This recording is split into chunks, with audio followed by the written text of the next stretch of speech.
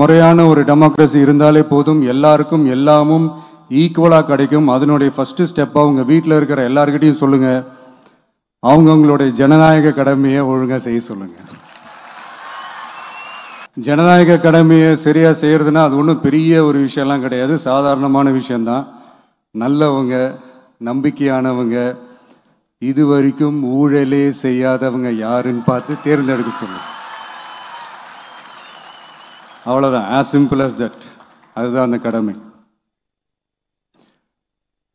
நான் ஒரு 2 years back இதே ஸ்டூடெண்ட்ஸ் ஃபங்க்ஷனில் நான் சொல்லியிருந்தேன், இந்த காசு கொடுத்து ஓட்டு வாங்கி ஜெயிச்சிடலாம்னு நினைக்கிறாங்க இல்லையா, அவங்கள அந்த கல்ச்சரே யாரும் என்கரேஜ் பண்ணாதீங்க, யாரும் காசு வாங்காதீங்க, உங்கள் பேரண்ட்ஸ்கிட்டையும் எடுத்து சொல்லுங்கன்னு நான் சொல்லியிருந்தேன். அதை அப்படியே ஃபாலோ பண்ணுங்க. ஆனால் நீங்கள் வேணா பாருங்க அடுத்த வருஷம் என்ன நடக்க போகுதுன்னு. வண்டி வண்டியாக கொண்டாந்து கொட்ட போறாங்க. அது அத்தனையும் உங்ககிட்ட இருந்து கொள்ளையடிச்ச பணம் தான். என்ன பண்ண போறீங்க? என்ன பண்ணணும்னு உங்களுக்கு கரெக்டா தெரியும். அது நான் சொல்லிதான் புரிய வைக்கணும்னு ஒன்றும் அவசியம் இல்லை. எவ்வளவோ பண்ணிட்டோம், இதை பண்ண மாட்டோமா? எவ்வளவோ பார்த்துட்டோம், இதை பார்க்க மாட்டோமா அப்படின்ற அந்த பாசிட்டிவ் நோட்டோடவே டிராவல் பண்ணுங்க.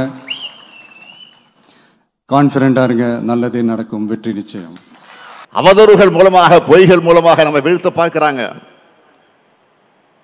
அதுக்கு சமூக ஊடகங்களை பயன்படுத்துறாங்க. நான் ஏற்கனவே ஒரு மாதிரி சொன்னது போல, திமுகவுக்கு என்றைக்கும் ஊடக சொகுசு இருந்ததில்லை. ஆளுங்கட்சியா இருந்தாலும் சரி, எதிர்கட்சியா இருந்தாலும் சரி, திராவிட முன்னேற்ற கழகம் மேலதான் அதிக விமர்சனங்கள் வரும். திராவிட முன்னேற்ற கழகத்தை ஆதரிக்கிறவங்க கூட சில நேரங்கள்ல எதிரிகளால பரப்பப்படக்கூடிய அவதூறுகளை, போலி தகவலை நம்பி அவங்கள நம்மை தாக்குகிற நிலையை இன்றைக்கு சமூக ஊடகங்களில் பார்க்கிறோம். ஏன் நம்ம ஆதரவு ஆட்களை இது அடுத்தவருக்கு அனுப்புகிற செயலையும் சில நேரங்கள் தங்களை அறியாமல் செய்கிறாங்க. ஆனா உண்மை நிலவரம் என்ன? திமுக ஆட்சிக்கு ஆன்டி இன்கம்பன்சியை விட ப்ரோ இன்கம்பன்சி தான் மக்கள்கிட்ட அதிகமாக இருக்கு. அதாவது திமுக ஆட்சிக்கு எதிரான அலையை விட ஆதரவு அலை தான் அதிகமாக வீசுது. அது வெளியே தெரியாம மறைக்க, திசை திருப்ப சிலர் நினைக்கிறாங்க. 2026 சட்டப்பேரவை தேர்தலுக்கு இன்னும் சில மாதங்கள் தான் இருக்கு. அதனால வழக்கத்தை விட அதிகமா திராவிட முன்னேற்ற கழகத்துக்கு எதிராக, கழக ஆட்சிக்கு எதிராக அவதூறு அம்புகளை மக்கள் மத்தியில எதிராளிகள் வீசுவாங்க. கருத்து கணிப்புங்கிற பேர்ல எண்ணத்தோடு திமுக கூட்டணிக்கு குறைவான சதவிகிதத்தையும், அதிமுக கூட்டணிக்கு புதுசா வரக்கூடியவங்களுக்கு அதிக சதவீதமான வாக்கு சதவீதத்தையும் போட்டு மக்கள் மனசுல அந்த பொய்ய விதைக்க முயற்சிப்பாங்க. சட்டம் ஒழுங்கு சரியில்லை, முறைகேடுகள் அதிகரிச்சிருக்குன்னு பச்சை பொய்ய தங்களுக்கு இருக்கக்கூடிய ஊடக சொகுசு மூலமாக, சமூக ஊடகங்கள் மூலமாக விதைப்பாங்க. இதையெல்லாம் முறியடிக்க நாம தயாராகணும். நாம அவங்களை விட ஒரு படி முன்னாடி இருக்கணும். அவங்களுடைய பொய்களுக்கு முன்னாடி நம்முடைய உண்மை மக்கள்கிட்ட போய் சேரணும். தடமாறாத கொள்கை கூட்டம் நாம. அதனாலதான் எந்த கோமாளி கூட்டத்தாலையும் நம்மை வெல்ல முடியல, இனியும் வெல்ல முடியாது. அடுத்த ஆண்டு இதே நேரத்தில் என்ன மாதிரி தலைப்பு செய்தி வந்திருக்கும்னா, 7வது முறையா திமுக ஆட்சி அமைத்தது,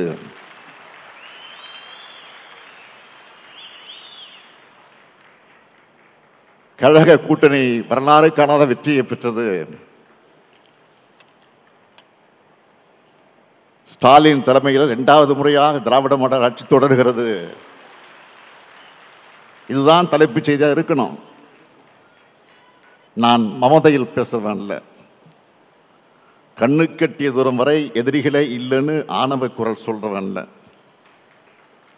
எந்த காலத்திலையும் எனக்கு ஆணவமோ மமதையோ வராது.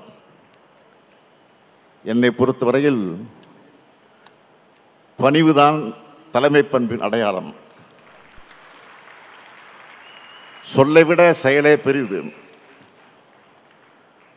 வரலாறு காணாத வெற்றியை நாம் பதிவு செய்வோம்னு நான் சொல்றது உங்க மேல இருக்கக்கூடிய நம்பிக்கையில தான்.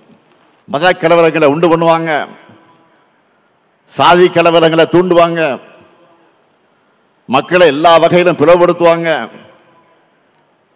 நம்ம பசங்களை படிக்க விட மாட்டாங்க, பிற்போக்குத்தனங்கள் எல்லாம் அதில் நம்மளை மூழ்கடிப்பாங்க, தொழில் வளர்ச்சி இருக்காது, இந்தி மொழி திணிப்பு பண்பாட்டு திணிப்பு செஞ்சு தமிழ்நாட்டில் தனித்துவத்தை அழிச்சிடுவாங்க. இதெல்லாம் மக்கள்கிட்ட எடுத்து சொல்லணும். அது மட்டும் இல்ல, புதுசா சிலர் நாங்க தான் மாற்றுன்னு இளைஞர்களை ஏமாத்த அவங்களும் ஒரு பக்கம் வராங்க. அவங்களுக்கு நாம் பதிலடி தரணும். தேர்தல் களத்தில் நீங்க பரப்புரை செய்யும் போது நாம மக்களுக்காக என்னெல்லாம் செஞ்சிருக்கிறோம், நம்ம ஆட்சியில் செய்யப்பட்டிருக்கக்கூடிய திட்டங்களால உங்க மாவட்டம், உங்க தொகுதி, உங்க பகுதியில் கடந்த 4 ஆண்டுகளை ஏற்பட்டிருக்கக்கூடிய வளர்ச்சியை, கடந்த காலத்திலிருந்து நிலைமையை கம்பேர் பண்ணி உங்க ஸ்டைல நீங்க பிரச்சாரம் பண்ணுங்க. உங்க பகுதிகளில் எத்தனை பேர் நம்முடைய திட்டங்களால பயனடைஞ்சிருக்காங்கன்னு எடுத்து சொல்லுங்க. எல்லாருக்கும் எல்லாம்னு எல்லா தரப்பு மக்களுக்கும் பார்த்து பார்த்து நம்ம திட்டங்களை செஞ்சிருக்கிறோம். தீர்மானத்தில் வரிசையா நாம சாதனைகளை வச்சு சொல்லியிருக்கிறோமே. நம்ம திட்டங்களால தமிழ்நாடு முழுக்க ஏறத்தாழ 2.5 கோடி பயனாளிகள் பயனடைஞ்சிட்டு இருக்கிறாங்க.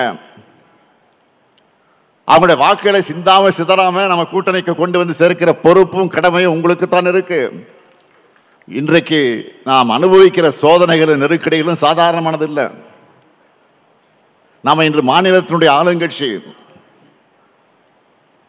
ஆனால் ஒரு எதிர்கட்சியை போல சோதனைகளும் நெருக்கடிகளும் நம்மை தொடர்ந்து வருது. மாநிலத்தினுடைய முதலமைச்சராக நான் இருந்தாலும் எதிர்கட்சியை போல போராடி கொண்டே இருக்க வேண்டியிருக்கிறது. அரசியல் எதிரிகள் ஒரு பக்கம், கொள்கை எதிரிகள் ஒரு பக்கம், இன எதிரிகள் இன்னொரு பக்கம், துரோகிகள் அடுத்த பக்கம்னு எல்லா பக்கமும் எதிரிகள். இதுக்கிடையில கட்சியும் ஆட்சியும் நடத்துகிற மாபெரும் பொறுப்பு என் தோளிலே சுமத்தப்பட்டிருக்கு. கடந்த அதிமுக பாஜக கூட்டணி ஆட்சியால அதல பாதாளத்திற்கு போன தமிழ்நாட்டை மீட்டிருக்கோம். ஒன்றிய பாஜக அரசு நம்ம உரிமைகளுக்கு எதிரான எத்தனை நடவடிக்கைகளை மேற்கொண்டாலும் அத்தனையும் எதிர்த்து இன்று வரை போராடிக்கிட்டு இருக்கிறோம். நமக்கு நியாயமா ஒதுக்க வேண்டிய நிதியை ஒதுக்காம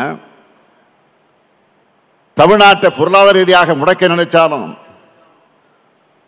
அந்த நெருக்கடிகளெல்லாம் கடந்து மக்களுக்கான நலத்திட்டங்களை நாம செயல்படுத்திக்கிட்டு இருக்கிறோம். பொருளாதார ரீதியான முட்டுக்கட்டைகள், அரசியல் ரீதியான முட்டுக்கட்டைகள், ஆளுநர் வழியாக வரக்கூடிய முட்டுக்கட்டைகள், உரிமைகளை பறிக்கக்கூடிய அபகரிக்கக்கூடிய முட்டுக்கட்டைகள்னு எத்தனையோ தடைகளை ஒன்றிய பாஜக அரசு போட்டாலும் அதையெல்லாம் கடந்து இன்று இந்தியாவிலேயே வளர்ச்சியில் நம்பர் 1 மாநிலமாக தமிழ்நாட்டை உயர்த்தி இருக்கிறோம். பாஜக கிட்ட இருந்து தமிழ்நாட்டை காப்பாற்றுகிற கட்சி கட்டமைப்பை, கொள்கை பிடிப்பும் வலிமையான தலைமையும் நம்ம கிட்ட மட்டும்தான் இருக்கு, வேற யார்கிட்டும் கிடையாது. எனக்கு தெரிஞ்சது அரசியல் மட்டும்தான். தலைவர் கலைஞராக இருந்தா கவிதை எழுதுவார், கதைகள் எழுதுவார், சினிமா வசனம் எழுதுவார், இலக்கிய மேடைகளை கலக்குவார், பேசுவார். ஆனா நான் அரசியல் அரசியல் உழைப்பு உழைப்புன்னு வளர்ந்தேன். டிவி பார்த்தா கூட நியூஸ் சேனல் தான் பார்ப்பேன். சோசியல் மீடியா பார்த்தாலும் அரசியல் செய்திகளை பேட்டிகளை தான் பார்ப்பேன். ஒருத்தரை நம்பி பொறுப்பு படிச்சுட்டா அவங்க அதை சிறப்பாக செய்யணும். தலைவர் சொன்னதை அந்த பணியை முடிச்சுட்டோன்னு வெற்றி பெற்றோன்னு சொல்லணும். நான் உங்ககிட்ட இருந்து எதிர்பார்க்கிறது அந்த வெற்றி செய்தியை மட்டும்தான். நான் கொடுத்த பொறுப்பை சரியா செஞ்சு அந்த வெற்றி செய்தியை தாங்க என்பதுதான் என்னுடைய இந்த பொதுக்குழுவினுடைய செய்தி. திராவிட முன்னேற்ற கழகம் இருக்கும் வரை, இந்த முத்துவேல் கருணாநிதி ஸ்டாலின் இருக்கும் வரை டெல்லி படையெடுப்புக்கு ஒருபோதும் தமிழ்நாடு வீழாது. தமிழ்நாடு போராடும், தமிழ்நாடு வெல்லும்.